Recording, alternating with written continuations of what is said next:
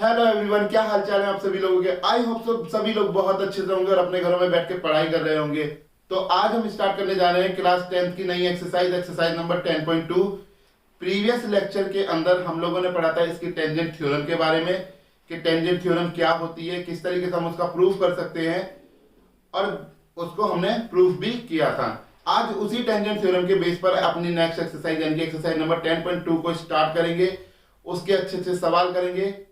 तो अगर किसी ने ये थ्योरम अभी नहीं देखी है तो पहले जाइए YouTube पे टाइप कीजिए कि tangent theorem Madhav Krishna classes, तो आपको वो टेंजेंट थ्योरम मिल जाएगी।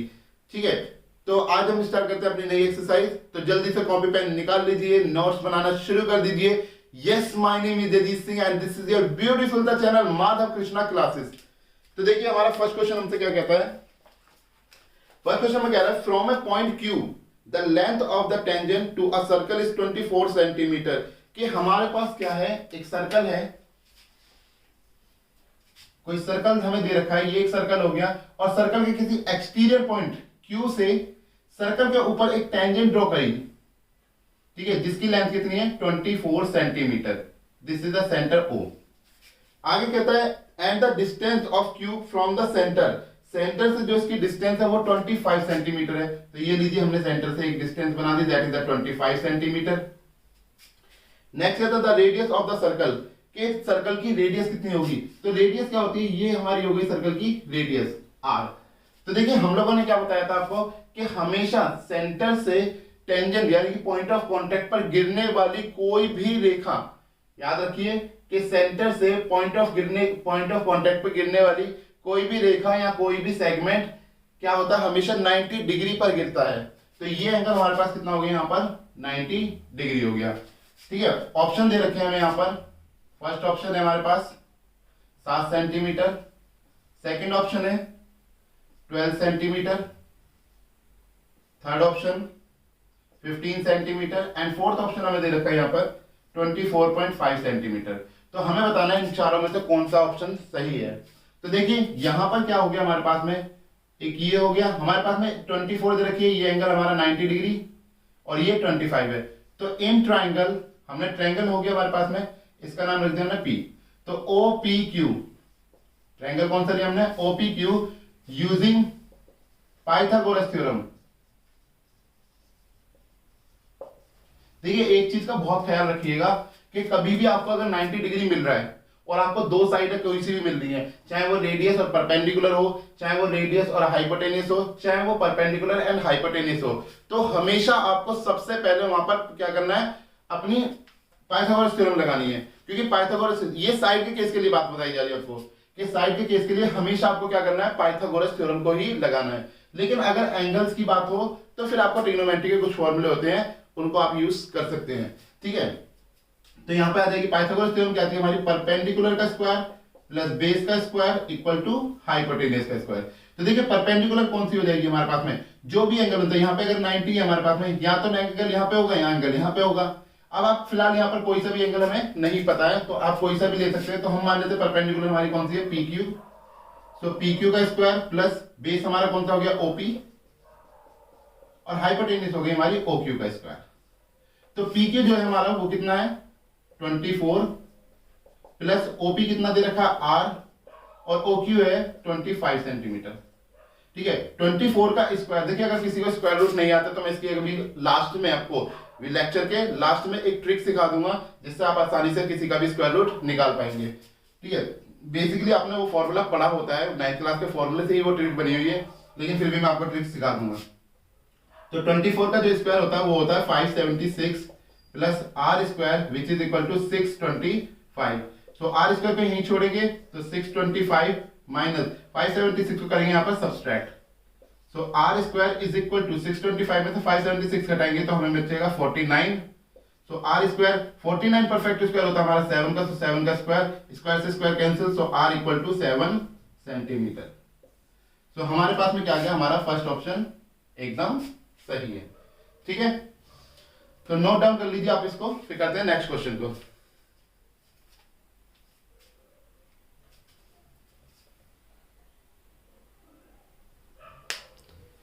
चलिए, तो सबने लिख लिया होगा। चलिए सेकंड क्वेश्चन देखते हैं इसका।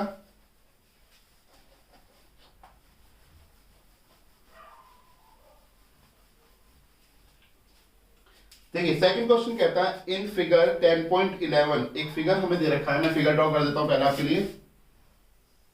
ये एक सर्कल है और इस पे दो थ्री। तो देखिए ये हमारे पास में एक फिगर दे रखा है यहाँ पर, इसमें 10.11। आप लोगों की अगर आप बुक लेके बैठे तो बहुत अच्छी बात है, नहीं लेके बैठे तो यहाँ पर देख लीजिए। कहता if TP and TQ are two tangents, ये टीपी है हमारी, ये टीक्यू है, दोनों क्या है हमारी टेंजेंट्स दे रखी है to a circle with centre O so that angle POQ. अब गिवन क्या हमारे पास में, गिवन कर रहा है एंगल पीओक्यू जो है वो है 110 डिग्री का, हमसे फाइंड करवा रहा है कि देन पीटीक्यू इज इक्वल टू, कह रहा फाइंड करिए टू फाइंड एंगल टीपीक्यू सॉरी पीटीक्यू, हमसे कौन सा एंगल फाइंड करा रहा है पीटीक्यू, कि ये वाला एंगल बताइए ये कितने डिग्री का होगा।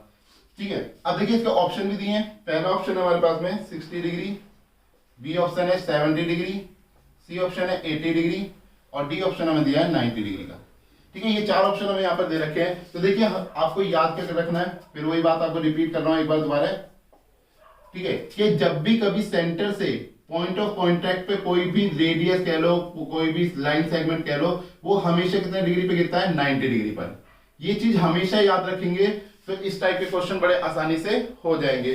तो यहाँ पर कितने पे गिर रहा है 90 पे। अब देखिए तीन एंगल हमें दिखाई दे रहे हैं और चौथा एंगल ये है, क्या ये हमारी शेप कुछ क्वाड्रिलेटरल जैसी नहीं हो गई, चतुर्भुज नहीं बन गया ये, जिसकी चार भुजाएं हमें दे रखी है और चार कोण भी दे रखे हैं, 1 2 3 4। अब तीन हमें ऑलरेडी पता है तो बचे कितने एक, तो क्या लगा देंगे इसमें फाइंड करने के लिए सम ऑफ द क्वाड्रिलेटरल। तो in quadrilateral POQT the sum of the angles of quadrilateral is 360 degree. ठीक है, सम कितना हो जाएगा हमारे पास में 360 डिग्री। तो एंगल लिख लीजिए अपने OPT plus OQT plus angle POQ plus angle PTQ। देखिए जिसको एंगल अभी भी लिखने नहीं आते, क्योंकि आप लोग गलती क्या कर देते हो, देखिए मैं हर बार हर लेक्चर के अंदर आपको आपकी गलतियां बताता हूं कि जो छोटी छोटी आप लोग करके चलते हो। ठीक है, उन गलतियों का खास ध्यान रखिए जिससे कि आपके क्वेश्चन करते टाइम वो गलतियां दोहराई ना जाए और आपका क्वेश्चन एकदम सही से हो जाए। देखिए जब भी एंगल लिखा जाता है, ये जो सेंटर वाली वैल्यू होती है ना, ये एंगल होती है। तो आप कभी भी जैसे मान लो मुझे टी एंगल लेना है, तो आप याद रखिए आपको पी से स्टार्ट करोगे और क्यू तक आओगे और ऐसे चल के चलोगे PTQ, क्योंकि मुझे टी एंगल लेना है, या फिर QTP। तो याद रखिए जिसको भी आपको एंगल लेना, जिस जगह पर आपको एंगल लेना है वहां पर हमेशा उसको क्या रखिए सेंटर में रखिए। देखिए PTQ, T मेरा सेंटर में, जब मुझे O एंगल चाहिए था तो O मेरा सेंटर में, Q चाहिए था तो Q सेंटर में और P चाहिए था तो P सेंटर में। तो इस बात का थोड़ा ध्यान रखिएगा। ठीक है, तो क्या होता है इनका सम 360 डिग्री।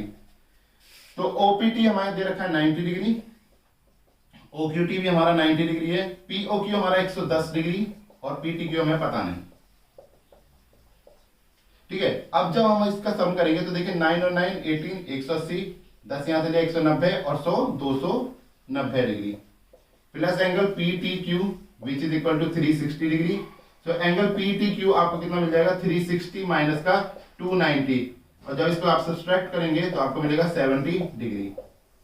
तो आपका एंगल कितना आ गया, एंगल PTQ कितना मिल गया आपको 70 degree. So this is your answer, B answer आपका बिल्कुल सही है। ठीक है, कर लीजिए।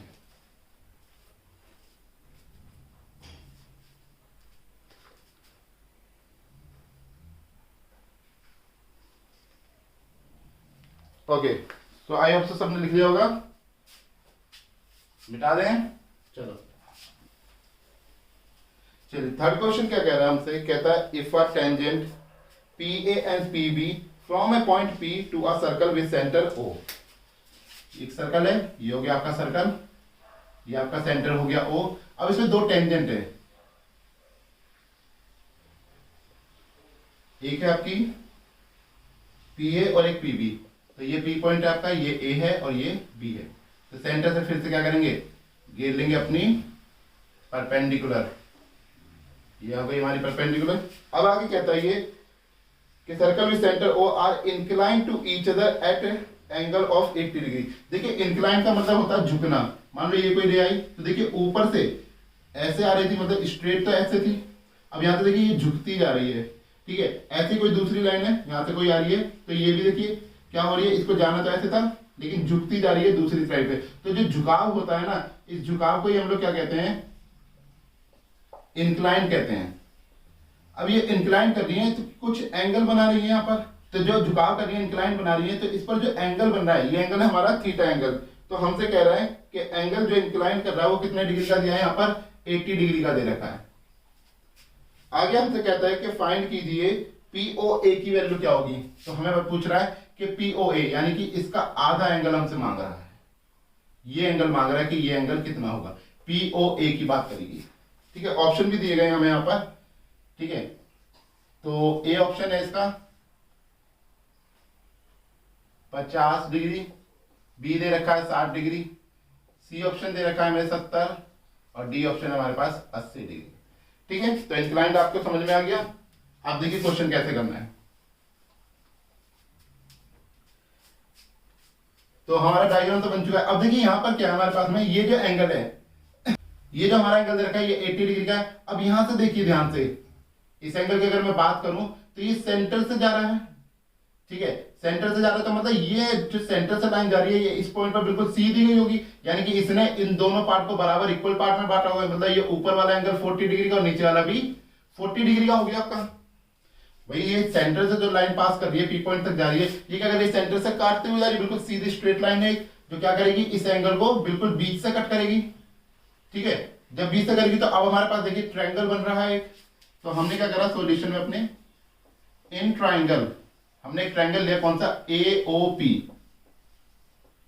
Bye using angle sum property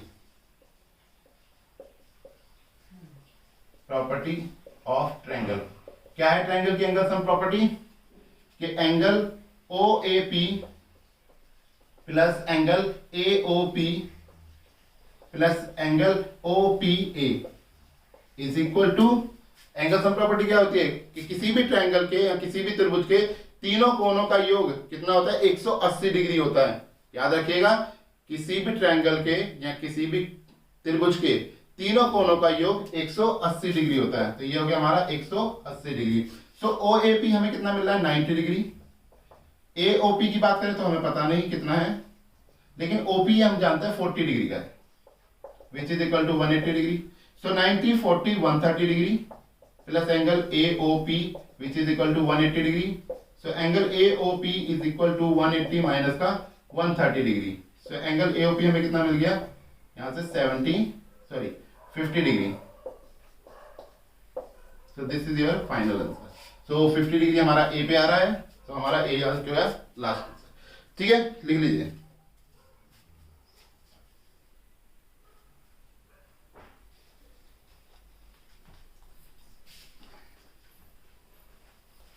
okay, तो चलिए बात करते हैं अब अपने अगले क्वेश्चन की, क्वेश्चन नंबर 4 को देखते हैं क्या क्या कहता है क्वेश्चन नंबर 4 हमसे।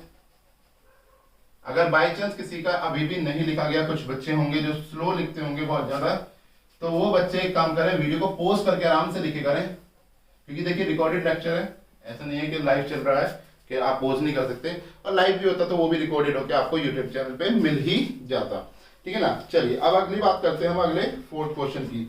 देखिए 4th क्वेश्चन में हमसे क्या कहता है, कह रहा है कि prove that the tangent drawn at the end of the diameter of the circle are parallel. कि हम अगर किसी सर्कल के व्यास से, पहले देखिए व्यास क्या है हमारे पास में, ये हो गया हमारे पास में एक सर्कल, ठीक है, ये इसका सेंटर पॉइंट। अब सेंटर से पास होती हुई जो रेखा होती है जो सर्कल को 2 पॉइंट पर काट रही है, ठीक है, इसको हम बोलते हैं व्यास या डायमीटर। यही पार्ट हमारा क्या कहलाता है, डायमीटर या व्यास, ठीक है। तो ये हमसे यही बात कह रहा है prove that the tangent drawn at the end of the diameter. अब देखिए डायमीटर का एंड कहां पर हो रहा है, एक यहां एक यहां पर, यहां पे हमने क्या करी, टेंजेंट ड्रॉ कर दी, इसका नाम रखा AB, और एक टेंजेंट यहां से ड्रॉ कर दी, इसका नाम रख दिया हमने CD, ठीक है, 2 टेंजेंट ड्रॉ कर। अभी हमसे कह रहा है कि ये जो CD है और AB है ये एक दूसरे के पैरेलल है, ये बात आप प्रूफ करके दिखाइए, ठीक है। तो चलिए प्रूफ करते हैं। अब गिवन क्या क्या दे रखा है हमें, इसका सेंटर है O। A circle with centre O। तो केंद्र क्या दे रखा है इसका O। अब देखिए किस पॉइंट पर टच कर दिया, इस पॉइंट को हमने माना P और इस पॉइंट को मान लिया Q। A circle with centre O, जिसका सेंटर क्या है O है। हमें क्या प्रूव करना है, टू प्रूव, हमें प्रूव करना है यहाँ पर कि जो AB लाइन है हमारी वो पैरेलल है किसके, CD के। ये बात हमें प्रूव करके दिखानी है, ठीक है। तो हमारे पास में क्या आ जाएगा, सीधे प्रूफ पे चलते हैं। तो देखिए यहाँ पर मैंने आपको क्या सिखाया है कि टेंजेंट पर जहां पर पॉइंट ऑफ कांटेक्ट होता है वहां पर जब भी कोई सेंटर से लाइन पास होकर आती है तो कितने डिग्री पर गिरती है, 90 डिग्री पर गिरती है, ठीक है ना। जहां पर भी देखिए ये 90 डिग्री, ठीक है। तो हमारे पास क्या हो जाएगा कि जो हमारा एंगल है हमारा कौन सा, CPO which is equal to angle DPO के बराबर। कैसा हो जाएगा, ईच 90 डिग्री, ठीक है। ईच क्या हो जाएगा 90 डिग्री, इसको फर्स्ट मान लेते हैं। Similarly angle AQO equal to angle BQO, वो भी कितना आ जाएगा, ईच 90 डिग्री। दोनों क्या बना रहे हैं, 90 डिग्री बना रहे हैं। तो यहां पर देखिए ये भी 90 बना रहा है, ये भी 90 बना रहा है। आप चाहो तो यहां पे भी लिख सकते हो, नहीं तो पीछे लिखा हुआ है इनफ है। दोनों 90 बना रहे, तो हम ये भी तो कह सकते हैं कि एंगल CPO जो है हमारा, इसको फर्स्ट इक्वेशन, ये सेकंड, फ्रॉम इक्वेशन 1 एंड 2 हमने फर्स्ट और सेकंड को लिया। तो एंगल जो CPO है वो एंगल हमारा AQO के बराबर है। भाई जो CPO है हमारा, CPO वो किसके बराबर है, AQO के, ठीक है। और AQO हमारा किसके बराबर था, BQO के बराबर। और BQO किसके बराबर है, DPO के। यानी कि ये चारों एंगल अपने एक दूसरे के क्या है, बराबर है। तो हम ये भी तो कह सकते हैं कि जो एंगल CPO है, कौन सा, CPO, यानी कि ये वाला एंगल किसके बराबर है, BQO के बराबर, BQO के बराबर। और ये किस टाइप के एंगल बन गए, ऑल्टरनेट एंगल। ऐसे ही हमारा एंगल AQO बराबर एंगल DPO के, ये भी कहता है ऑल्टरनेट एंगल। और हमने 9th क्लास में इतना पढ़ा हुआ है कि कभी भी कोई ट्रांसवर्सल यानी कि दो पैरेलल लाइनें, कोई ट्रांसवर्सल रे आती है और वो उसको ऑल्टरनेट पे अगर काटती है, कोई ट्रांसवर्सल रे, ये जो रे आ रही है जिसको तीर की रेखा बोला जाता है, ट्रांसवर्सल रे अगर कोई दो पैरेलल लाइन को काटती है तो उसके अगल बगल में बनने वाला एंगल कैसा होता है, ऑल्टरनेट एंगल होता है। अगर हमें ये बात पता है कि दो एंगल ऑल्टरनेट बन रहे हैं तो हम कह सकते हैं कि ये जो दो लाइन है वो आपस में कैसी हैं, पैरेलल है। तो क्या कह देंगे हम, hence AB is parallel to CD। ये आपका प्रूफ है, ठीक है, लिख लीजिए।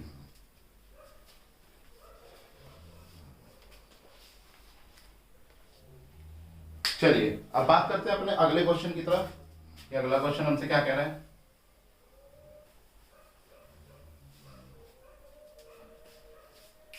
क्वेश्चन 5th कहता है, prove that the perpendicular at the point of contact to the tangent to a circle passes through the centre. देखिए 5th क्वेश्चन क्या कह रहा है हमसे कि हमारे पास एक सर्कल है, ये हो गया एक सर्कल, ठीक है। अब इस पे क्या है, कोई टेंजेंट है, हम एक टेंजेंट ड्रॉ कर लेते हैं इस पे। ये हो गई हमारी टेंजेंट AB, और ये जिस पॉइंट ऑफ कॉन्टैक्ट हो गया हमारा P, जिसका सेंटर क्या है, O है, ठीक है। तो हमसे क्या कह रखा है, गिवन दिया है हमें, अ सर्कल विद सेंटर O, एक सर्कल है जिसका सेंटर कितना है, O, and A tangent AB which touch the circle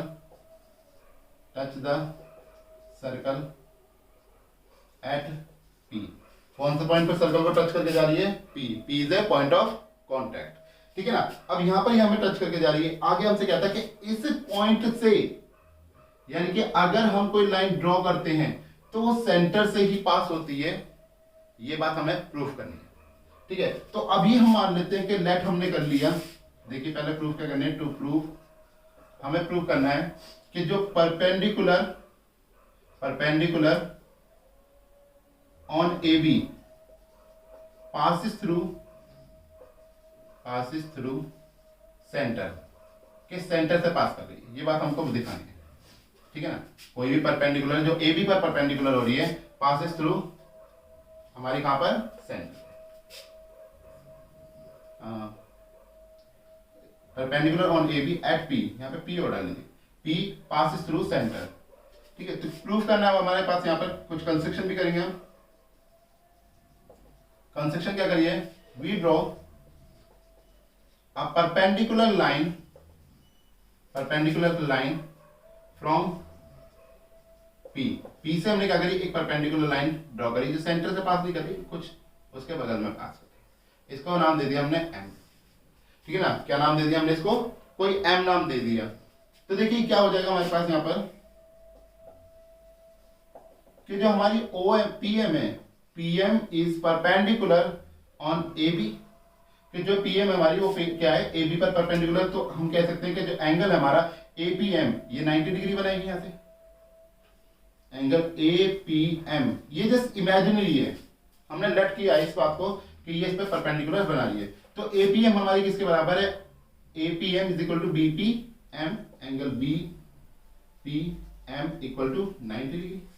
भाई परपेंडिकुलर है एक दूसरे के, 90 डिग्री बना रहे हैं, ठीक है। इसको हम ले लेते हैं फर्स्ट इक्वेशन कि हमारा एपीएम कितना है, 90 डिग्री, या बीपीएम हम कह सकते हैं 90 डिग्री का है। अब एक लाइन हमने यहां से ये सेंटर से ड्रॉ करी, और ये चीज हमने थ्योरम नंबर 1 में पढ़ी थी कि हमारे पास क्या होता है कि रेडियस से यानी कि सेंटर से परपेंडिकुलर गिरने वाली लाइन क्या होती है, आपस में 90 डिग्री का कोण बनाती है। तो हम कह सकते हैं कि जो ओपी है, OP is perpendicular on A B because radius falls on the point of contact make 90 degree, ठीक है। क्या बनाती है वहां पे, 90 डिग्री बनाती है। तो यानी कि जो ये एंगल है तो ये भी हमारा कितना होगा, 90 डिग्री का होगा। तो ये भी 90 माना था हमने, ये भी 90 बनेगा। ये हमारे पास क्या एंगल हो जाएगा, जब हमने क्या करा इस पे परपेंडिकुलर गिरी तो ये एंगल बन जाएगा हमारा O P B, angle O P B is equal to 90 degree, ठीक है। तो ये भी हमारा 90 है ड्यू टू द परपेंडिकुलर, क्योंकि रेडियस आपस में क्या होती हैं परपेंडिकुलर होती हैं। तो ओपी भी हमारा कितना होगा, 90 डिग्री। सो ये हमारी आ गई second equation. So from equation 1 and 2, from equation 1 and 2 हमारे पास आ जाएगा angle O P B is equal to angle M P B equal to 90 degree, ठीक है। ये चीज हम लोगों ने क्या करी है यहाँ पर गिवन कर रखी है। लेकिन एक बात बताइए, एक ये लाइन है हमारे पास में, कोई भी एक लाइन है, अब इसके इस पॉइंट से परपेंडिकुलर लाइन हम कितनी ड्रॉ कर सकते हैं, ये हमारी परपेंडिकुलर है। क्या अगर थोड़ी सी भी साइड हो गई तो क्या ये 90 डिग्री बना पाएगी, नहीं बना सकती। 90 तो यही बना रही है, यानी कि ये एंगल इससे छोटा है। तो हम कह सकते हैं कि जो ओपीबी एंगल है हमारा, this is greater than angle MPB. MPB से क्या है, बड़ा एंगल है हमारा। So OPB is not equal to angle MPB, ये ओपीबी हमारा इक्वल एंगल नहीं बनाता है। तो यानी कि कब ये ऐसा इक्वल एंगल बना पाएगा, एंगल कब इक्वल बना पाएगा कि जब ये क्या करेंगे, कोइंसाइड करेंगे। तो यहां पे लिख देते हैं कि when MP and OP coincide then it makes perpendicular at P। तो ये P पर क्या कर सकते हैं, परपेंडिकुलर बना सकते हैं, अदरवाइज ये परपेंडिकुलर नहीं बना सकते, ठीक है।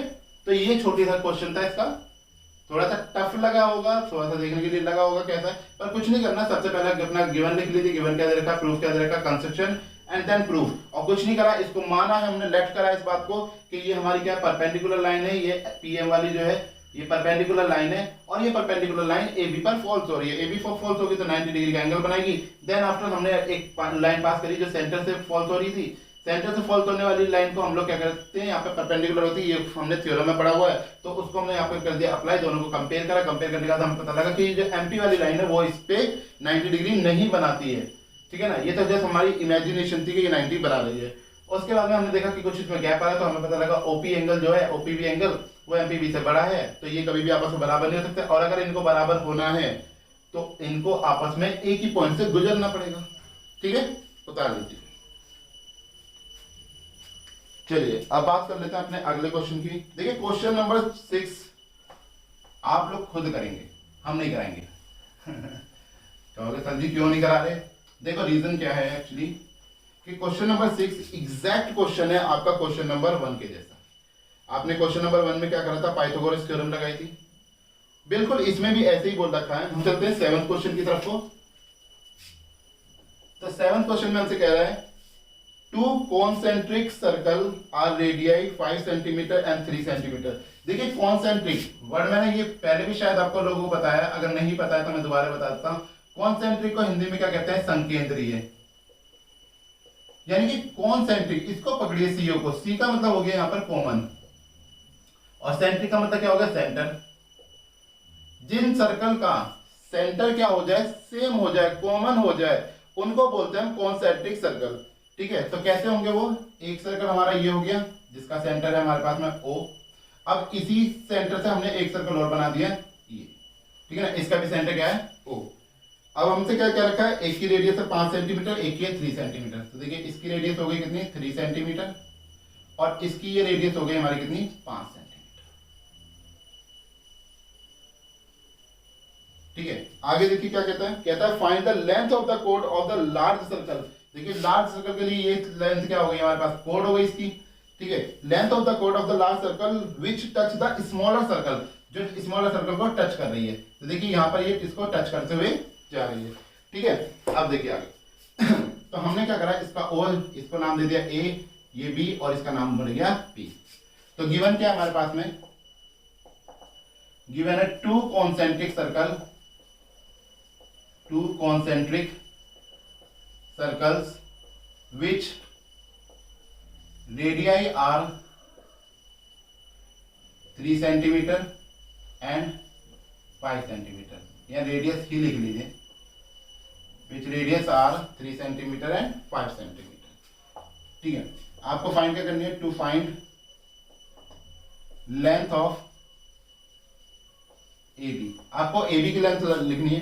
अब देखिए एक चीज और ध्यान रखिएगा पेपर देते टाइम कि आप लोगों को लिखने का वे ये रखना है कि गिवन देना है, टू फाइंड क्या हम लोगों को फाइंड करना है। ठीक है, क्या हम प्रूफ कर रहे हैं तो आप प्रूफ लिखिए। देखिए गड़बड़ क्या होती है, जब आप प्रूफ करते हो वहां पर भी बहुत से बच्चे सॉल्यूशन या आंसर लिख देते हैं। ठीक है, तो वो मत लिखिएगा। जब प्रूफ की बात हो तो प्रूफ लिखना है, उपपत्ति जिसे कहते हैं। ठीक है ना, और जब आप लोग क्या कर रहे हो? फाइंड कर रहे हो या शो कर रहे हो, तब आप सॉल्यूशन वर्ड का यूज कर सकते हो यहाँ पे। ठीक है, इसको खास ध्यान रखना है। ये लिखने के कुछ तरीके होते हैं, कुछ पैटर्न होते हैं, तो आप उसको फॉलो करिए। अब हमें यहाँ पे फाइंड क्या करना था? लेंथ निकालनी थी। अब देखिए यहाँ पे मुझे फाइंड करना था, मैं लिखूंगा सॉल्यूशन या आंसर। ठीक है, तो हमने यहाँ पे ले लिया। अब देखिए यहाँ पर क्या बन गया हमारे पास में? एक ट्रायंगल बन रहा है और मैंने बताया था सेंटर से पॉइंट ऑफ कॉन्टेक्ट पर गिरने वाला जो भी लाइन होती है वो हमेशा 90 डिग्री बनाती है। तो in triangle AOP using Pythagoras theorem, Pythagoras theorem. तो क्या कह रही है पाइथागोरस थ्योरम हमसे? कि परपेंडिकुलर का स्क्वायर प्लस बेस का square which is equal to hypotenuse का स्क्वायर। अब 90 यहां पर गिर रहा है तो हम इसको परपेंडिकुलर मान लेते हैं ओपी को अपनी, बेस हमारी हो गई एपी और हाइपोटेन्यूज हमें मिल रही है ओए। ओपी हमें कितनी दी गई है यहां से? 3 सेंटीमीटर प्लस एपी पता नहीं हमें, ओए हमारी 5 सेंटीमीटर। तो 3 का स्क्वायर 9, एपी और 5 का स्क्वायर 25। सो एपी को यही ड्रॉप करा तो आगे हमारे पास 25। 9 को राइट साइड में शिफ्ट करेंगे, लेफ्ट में पॉजिटिव था, राइट में जाकर नेगेटिव हो जाएगा। So AP square is equal to 16। So AP की वैल्यू आपको क्या मिल गई यहाँ से? 4 का स्क्वायर, स्क्वायर से स्क्वायर कैंसिल। सो आपके पास आ गया AP is equal to 4 centimetre. अब आपको इतनी लेंथ मिल गई कि ये 4 सेंटीमीटर है। तो देखिए यहाँ पे बची हुई लेंथ ये क्या कर रही है? ये जो पॉइंट ऑफ कांटेक्ट था, अब पॉइंट का कॉमन सेंटर था तो ऑब्वियसली ये इसको हाफ पे काटेगी। ठीक है ना, अगर सेंटर अलग अलग होते तो एक बार को कुछ और भी हो सकता था, लेकिन सेंटर कॉमन है तो जब परपेंडिकुलर गिरेगी तो ये सर्कल को यहाँ से भी क्या करेगी? हाफ पे कट करते हुए जाएगी। ठीक है ना, तो यहाँ पे ये हो गई एपी, तो हमें एबी कितना मिल जाएगा? AB is equal to 2 times of AP. So AB is equal to 2 into 4 equal to 8 centimetre. So this is the value of, या कह सकते हैं हम this is the length of कोड। ये आपकी निकल गई एबी की, एबी कितना है सेंटीमीटर का है। ठीक है, नोट कर लीजिए। चलिए तो बात कर लेते हैं अपने अगले क्वेश्चन के लिए। 8th क्वेश्चन,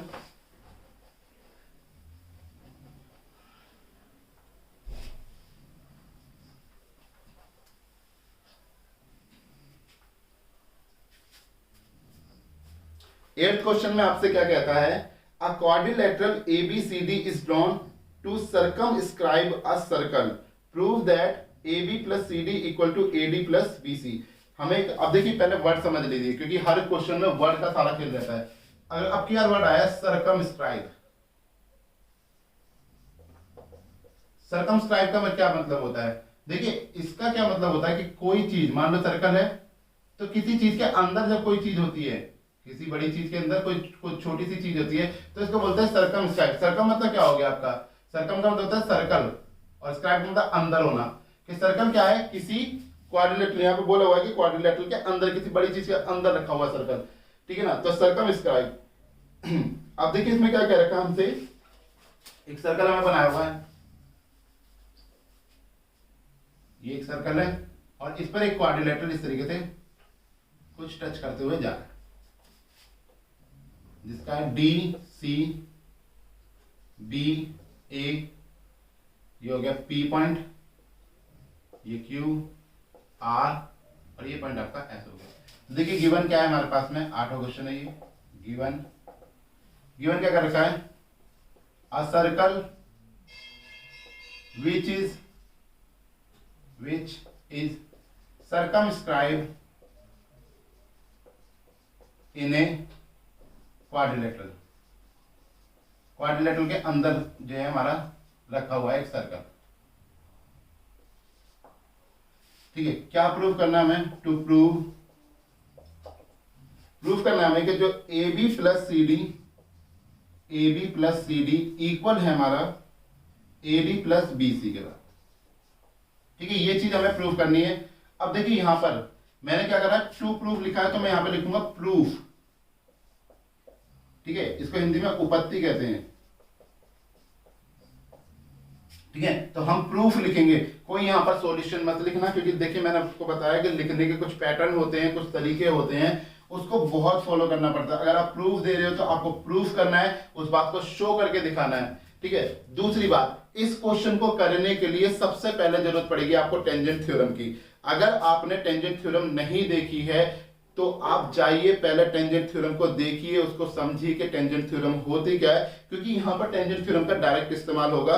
और अगर मैं डायरेक्ट लगाऊंगा तो हो सकता है कुछ बच्चों को ना समझ में आए, जिसने हमारा लेक्चर देखा हुआ है उसको तो समझ में आ जाएगी, लेकिन जिन्होंने लेक्चर नहीं देखा है उनको ये बात समझ में नहीं आने वाली।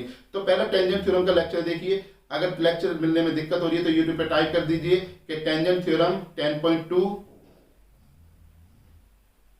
माधव कृष्णा क्लासेस, ठीक है, आप उसे डाल दीजिए तो आपको आपकी थ्योरम मिल जाएगी, ठीक है। तो अब देखिए यहाँ पर टेंजेंट थ्योरम का क्या प्रयोग होगा हमारे पास में, तो according to tangent theorem, according to tangent theorem, tangent theorem के अकॉर्डिंग देखिए D, C, B और A, ये चारों पॉइंट हमारे पास कहते हैं एक्सटीरियर पॉइंट है फ्रॉम द सर्कल, और क्या कर रहे हैं, सर्कल पे टेंजेंट ड्रॉ कर रहे हैं। तो हम डायरेक्टली क्या कह देंगे कि जो हमारा A है, AS इक्वल है हमारा AP के, ठीक है ना, due to tangent theorem. Tangent theorem से हमारा क्या है कि जो AS है वो हमारा किसके बराबर है, AP के बराबर है। ये मेरी फर्स्ट इक्वेशन। सिमिलरली जो BP है हमारा वो BQ के बराबर है, सेकेंड इक्वेशन। तीसरा हमारे पास क्या आ जाएगा, CQ हमारा इक्वल है CR के, fourth equation, sorry third equation. And जो DR है हमारा वो DS के इक्वल, ये हमारी आ गई फोर्थ। अब क्या करेंगे, चार को कर दीजिए add, so add equation 1, 2, 3 and 4। अब एक चीज और आप देखिए, ध्यान देंगे कि मैंने यहां पर AS लिया था, दूसरे यहां पर AP, तो मेरा AP राइट में आ रहा है, तो मैंने जो सेकंड वाला अपना पॉइंट लिया तो मैंने BP को राइट में रखा। ये बात बड़ी ध्यान रखनी है कि अगर आपने इसे AP लिया है तो ये लाइन, क्योंकि ये दोनों आपस में मर्ज हो रही है, ये आपस में मर्ज है, ये आपस में मर्ज है, ये आपस में मर्ज है, तो आपको ये लिखने के पैटर्न ऐसा मत कर देना AS इक्वल टू AP, यानी कि BP is equal to BQ। अब जब ऐड करोगे तो लेफ्ट वाला लेफ्ट में ऐड करोगे तो राइट वाले के साथ कभी वो एडिशन नहीं बना पाएगा, ठीक है ना। तो एडिशन के लिए बड़े ध्यान से आपको ये चीज रखनी है। सो चारों इक्वेशन लेफ्ट वाले लेफ्ट में ऐड करो, राइट वाले राइट में। सो हमें मिलेगा as plus bq plus cq plus ds which is equal to ap plus bp plus cr plus dr।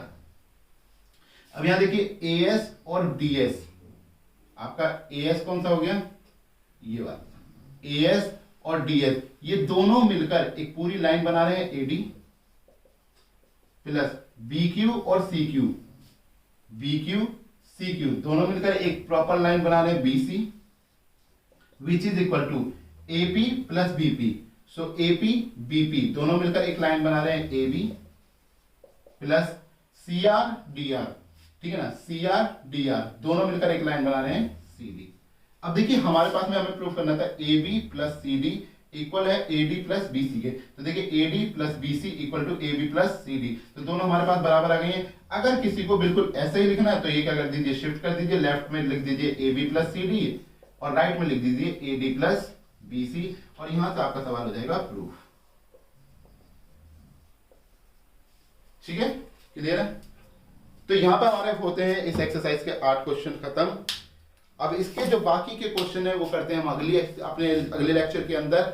ठीक है, जो भी आपको 8 क्वेश्चन में अभी तक की दिक्कत आई है, कोई भी प्रॉब्लम अगर आपको आती है तो आप हमें कमेंट सेक्शन में जरूर लिखिए, हम आपकी क्वेश्चन जो है सॉल्व करा देंगे, वहां पे आपको उसका रिप्लाई भी कर देंगे।